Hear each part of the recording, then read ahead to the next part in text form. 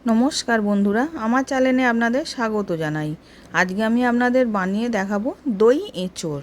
প্রথমে আমি এঁচোড়টাকে ছাড়িয়ে পিস পিস করে কেটে ধুয়ে রেখে দিয়েছিলাম। এবার গ্যাসের মধ্যে কড়া বসিয়েছিলাম, কড়ার মধ্যে জল দিয়েছিলাম, জলটা গরম হয়ে গেছে। এবার এঁচোড়টা দিয়ে দিলাম, দিয়ে সেদ্ধ করে নেব। এবার স্বাদ মতো নুন দিয়েছিলাম, দিয়ে চাপা দিয়ে রেখে দিয়েছিলাম। এবার এঁচোড়টা সেদ্ধ হয়ে গেছে। এবার নাবিয়ে ছেঁকে রেখে দিলাম।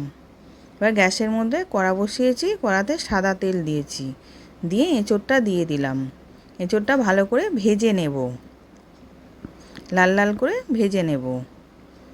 এবার ভাজা হয়ে গেছে লাল লাল করে। এবার হাফ বাটি টক দই ফেটিয়ে রেখেছিলাম, টক দইটা ওর মধ্যে দিয়ে দিলাম, দিয়ে আবার স্বাদ মতো নুন দিলাম, 1 চামচ চিনি দিলাম, দিয়ে ওটাকে মিশিয়ে নেব।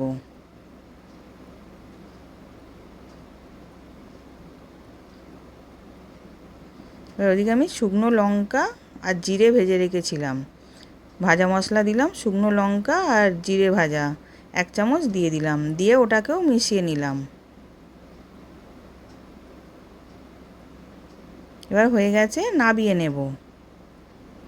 এবার নাবিয়ে ওপর দিয়ে আমি ধনেপাতা কুচি দিয়েছিলাম। সার্ভ করার জন্য রেডি দই এঁচোড়। আশা করছি ভিডিওটা ভালো লেগেছে। আমি হাজির হব আর এক নতুন রেসিপির সাথে।